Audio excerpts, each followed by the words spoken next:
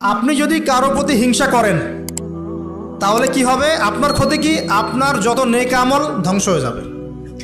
হিংসা সেভাবে নেক আমলকে পুড়িয়ে দেয় যেমন করে আগুন কাঠকে পুড়িয়ে দেয়। হাদিস শুনেছেন হাদিসটা? হিংসা সেভাবে নেক আমলকে পুড়িয়ে দেয় যেভাবে আগুন কাকে পুড়িয়ে দেয়? কাঠকে। আগুন কাঠে আগুন ধরিয়ে দেন, কাঠ বাকি থাকে, কয়লা ছাই হয়ে যাবে। ঠিক একইভাবে আমল নামার নেকি সব ছাই হয়ে যাবে। আর যদি আপনাকে কেউ হিংসা করে, ঈর্ষা করে, মানে ঈর্ষা না, হিংসা করে এবং আপনার দিকে বদনজর দেয়, হ্যাঁ, আপনার ক্ষতি চায়, আপনার সাথে কুফুরি করে ইত্যাদি, তাবিজ কবজ করে, তখন আপনারও ক্ষতি হতে পারে। চোখ লাগলে, বদনজর হলে, তাবিজ কবজ, আপনার ক্ষতি হতে পারে।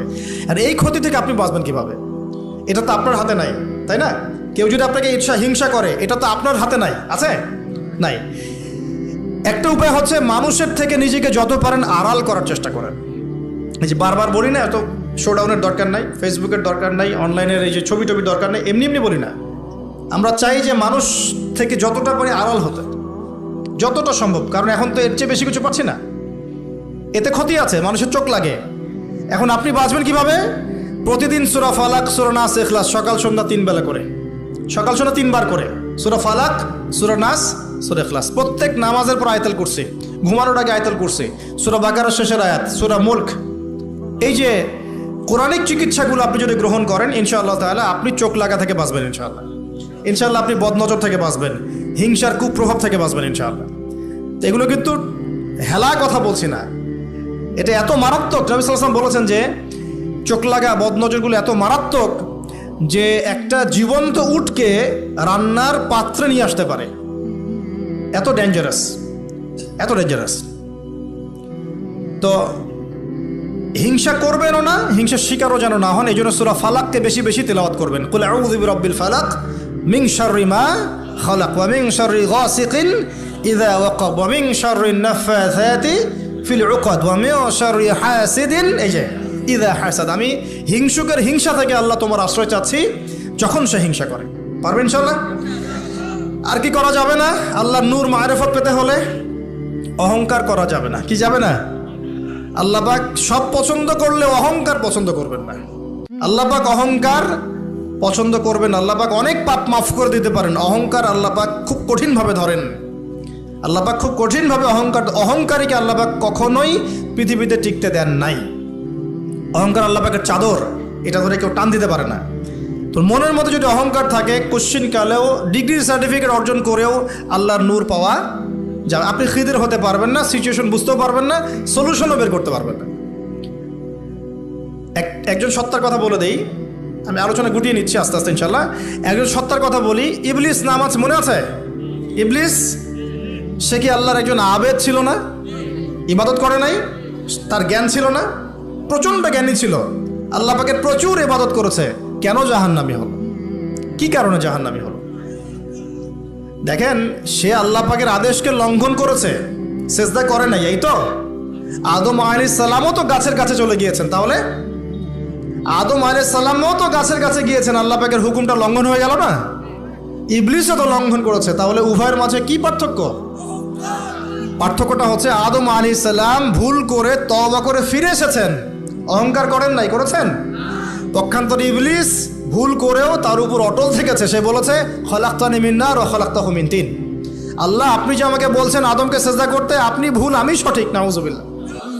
এই যে আবা ওয়াস্তাকবার, সে উদ্ধত হলো এবং অহংকার প্রদর্শন করলো, এই একটা কারণেই আল্লাহ পাক কি করেছেন? তাকে চিরস্থায়ী জাহান্নামে দিয়েছেন। কথা কি বুঝতে পারছেন? অতএব অহংকার থাকলে আল্লাহর নূর পাওয়া যাবে না। ইবলিসের ইবাদত ছিল, টিকতে পারে নাই। ওর কিন্তু ইলম ছিল, টিকতে পারে নাই। আল্লাহ বোঝার তৌফিক দান করুন। আর অহংকার মানে এই নয় যে আপনি ভালো জামা পরেছেন, ভালো একটা সুন্দর বাড়ি করেছেন, আপনার জুতাটা সুন্দর, আপনার মানে কিছু জমি জমা আছে, হ্যাঁ, আপনার চলাফেরা, আপনি শৌখিনতা পছন্দ করেন, এটার নাম অহংকার নয়। অহংকার কি? অহংকার হচ্ছে মাতরুল হক ওয়া গামতুন নাস, সত্য যেটা আল্লাহর পক্ষ থেকে, সত্য বিধানটাকে অস্বীকার করা এবং মানুষকে তুচ্ছ তাচ্ছিল্য করা, এই হলো অহংকার। মনে থাকবে? অহংকার কি? সত্যকে প্রত্যাখ্যান করা এবং মানুষকে কি করা? তুচ্ছ তাচ্ছিল্য করা। একজন মুমিন ভাইয়ের খারাপ হওয়ার জন্য এতটুকু যথেষ্ট যে সে আরেকজন মুমিন ভাইকে তুচ্ছ তাচ্ছিল্য করছে। এখন এই সোশ্যাল মিডিয়াতে এটা হয় না? সোশ্যাল মিডিয়া মানেই হচ্ছে যাকে পাও ধুয়ে দাও একদম, মানে এর মধ্য দিয়ে দিনের কি যে খেদমত করতেছে আল্লাহ ভালো জানে। অথচ আপনি তারে বসায় দেন এসব চেয়ারে, দেখেন কয়টা লাইন বলতে পারে এখানে বসে, দুটা হাদিস মুখস্থ করতে দেন, 40টা আয়াত মুখস্থ করতে দেন, দিনের জন্য একটা বই লিখতে দেন। মানে এখন দেখবেন এমন একটা যুগ চলছে, যারা কাজ করে ওরা বেশি সমালোচনার শিকার হয়, যে কাজ করে না ওর কোনো সমালোচনাই নাই। অন্তরটা পবিত্র হবে ইনশাআল্লাহ আজ্জা ওয়া জাল।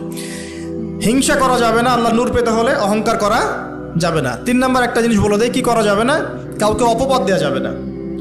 কাউকে কোনো মিথ্যা অপবাদ দিলে অন্যের হকে আপনি দায়গ্রস্ত হয়ে যাবেন, তখন অন্যের হকের দায়গ্রস্ততা পূরণ করতে আল্লাহর কাছে আপনাকে কঠিন বিচারের সম্মুখীন হতে হবে।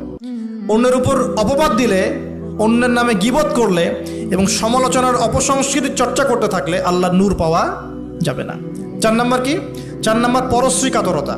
অন্যের সুখ দেখে, উন্নতি দেখে, অগ্রগতি দেখে আপনার সহ্য হয় না, জলে। ঠিক আছে, এইরকম মিন মাইন্ডেড মানে ছোট লোকের মনোভাব থাকলে কোশ্চিনকালে আল্লাহ নূর কলবে আসবে না। আর 5 নাম্বারটা হচ্ছে মানুষের প্রতি দয়ালু হতে হবে। কি হতে হবে? দয়ালু। দয়ালু মানে কি? যে সবাইকে আগে নিজের ভাই মনে করতে হবে। একজন ব্যক্তি পলিটিশিয়ান হোক, মিলিটারি সেক্টরে থাকুক, পুলিশ হোক, বিজিবি হোক, আনসার হোক, সাধারণ মানুষ হোক, যুবক যুবতী, কিশোর কিশোরী যেই হোক, এদেশের সবাই আমার আপন ভাইয়ের মতো, সবাই আমাদের ভাই, সবাই মুসলিম ভাই। হ্যাঁ, ওদের মধ্যে মাযহাবী পার্থক্য থাকতে পারে, তরিকার পার্থক্য থাকতে পারে, পলিটিক্যালি পার্থক্য থাকতে পারে, মতাদর্শের পার্থক্য কি থাকতে পারে না? থাকতে পারে। সবার মত কি একরকম হতেই হবে? কিন্তু তারা সবাই আমার মুসলিম ভাই। যতক্ষণ পর্যন্ত না তারা প্রকাশ্য কোনো কুফরির ঘোষণা দিয়েছে, ততক্ষণ পর্যন্ত কি সবাই মুসলিম ভাই। আগে সবাইকে ভাই মনে করে জনদরদিত হতে হবে। আগে সবার ভালোটা বুঝতে গেলে আগে জনদরদিত হতে হবে, রহম দিলওয়ালা হতে হবে। আপনি হকের উপর থাকবেন, ন্যায়টা ন্যায় হবে, অন্যায় অন্যায়। ন্যায় যদি আমার দুশ্মনও করে সেটাও ন্যায়, আর অন্যায় যদি আমার বাড়ির লোক করে সেটাও অন্যায়। একটা সৎ অন্তর লাগবে তো আগে। এই রহম দিলওয়ালা না হতে পারলে খিদির হওয়া যাবে না। কারণ আল্লাহ পাক খিদির সম্পর্কে বলেছেন যে আমি খিদির আলাইহিস সালামকে আমার পক্ষ থেকে রহমত দিয়েছিলাম, দয়া দিয়েছিলাম। সুবহানাল্লাহ। ওয়া আল্লামনাহু মিন লাদুন্না ইলমা, এবং আমি আল্লাহ খিদিরকে আমার পক্ষ থেকে জ্ঞান শিক্ষা দিয়েছিলাম। তো এই কয়েকটা বিষয় করা যাবে, আর কিছু কিছু বিষয় করা যাবে না। এগুলো যদি মেনে চলতে পারি ইনশাআল্লাহ আমাদের কলবের মধ্যে আল্লাহর পক্ষ থেকে আল্লাহর নূর আসবে। সেটা হলো কোরআন একটা সূরা আছে, সূরার নামই হচ্ছে সূরা নূর। কি নাম? এই সূরার উপর যদি আপনি আমি আমল করতে পারি ইনশাআল্লাহ তাআলা আল্লাহর নূর এবং মারিফত পাওয়া যাবে। কেন পেতে হবে এগুলো? কারণ এগুলো পেলে আমরা সেটা দেখবো যা সবাই দেখতে পারবে না, আমরা সেটা শুনবো সবাই সেটা শুনবে না, আপনি সেটা উপলব্ধি করবেন সবাই সেটা উপলব্ধি করতে পারবে না। বাহ্যিকভাবে সবাই একটা কিছু বুঝবে, কিন্তু আপনি রিয়েলিটি বুঝতে পারবেন যে আসলে বাস্তবটা কি হচ্ছে। এবং বাস্তবতা বুঝতে পারলে পরেই আমরা ইনশাআল্লাহ তাআলা ওই ফিতনাগুলো চিহ্নিত করতে পারবো, সেখান থেকে বাঁচার পথ খুঁজতে পারবো ইনশাআল্লাহ।